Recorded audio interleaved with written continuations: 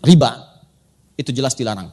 Ayat-ayat dan hadis-hadis tentang riba itu kuat menunjukkan larangan pada pekerjaan yang dimaksudkan. Semua sepakat menuju pada satu kesimpulan yang sama.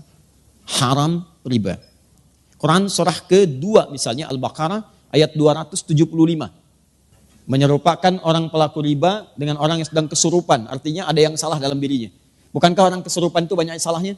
Kata-katanya meracau, tindakannya kacau dan sebagainya. Itu bahasa kiasan. Seakan-akan orang riba itu banyak salah dalam dirinya. Makannya salah, gerakannya salah, macam-macamnya salah. Karena ingat, kalau sesuatu yang haram masuk ke dalam diri seseorang, menyebar lewat darah, maka semuanya ini akan punya konsekuensi yang tidak mudah. Dia akan menutup pintu-pintu kebaikan dalam dirinya. Misal, masuk ke telinga, Quran surah ke-6 ayat 25. Wa fi adhanihim waqra, di telinganya akan berbentuk sumbatan. Menyumbat. Bukan gak bisa dengar. Karena yang haram, yang jelek itu nutup, yang baik ketutup. Jelek lawannya baik. Kalau yang jelek masuk, yang baik gak akan masuk. Orang yang kata-katanya buruk, maka dia sulit mengatakan kosakata yang baik. Sama dengan orang yang terbiasa berkata yang baik, maka dia sulit menemukan kosakata yang buruk. Karena itu ketika yang buruk masuk ke dalam diri, beredar kemudian dengan darah, jadi daging menutup pintu kebaikan. Makanya jangan heran, orang-orang yang kemudian tertutup pendengarannya untuk mendengarkan kebaikan, kalau yang jelek-jelek cepat masuk. Tapi yang baik susah. Masuk ke mata jadi bahaya. Orang yang terbiasa makan yang haram, kemudian itu jadi darah, mengalir, jadi daging, menghambat ke matanya, maka di matanya ada penutup. Maka turun Quran surah kedua ayat ke-7.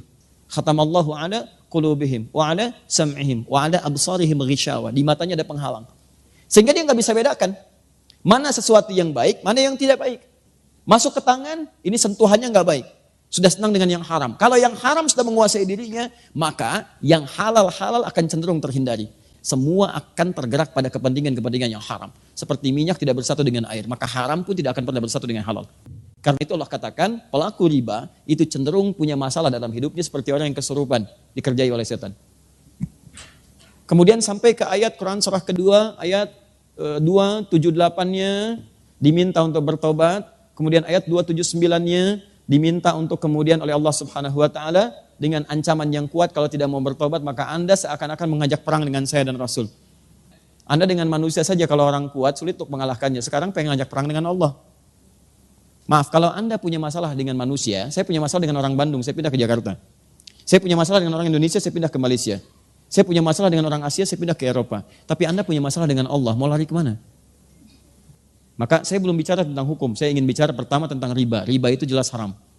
Segala unsur yang terkait dengan riba, semua keterangannya lewat hadis Nabi SAW. Baik pelakunya, baik pemberinya, baik pencatatnya, baik saksinya, dia dilaknat oleh Allah Subhanahu wa taala dan Rasulnya. Tetap mendapatkan hukuman yang sama, haram.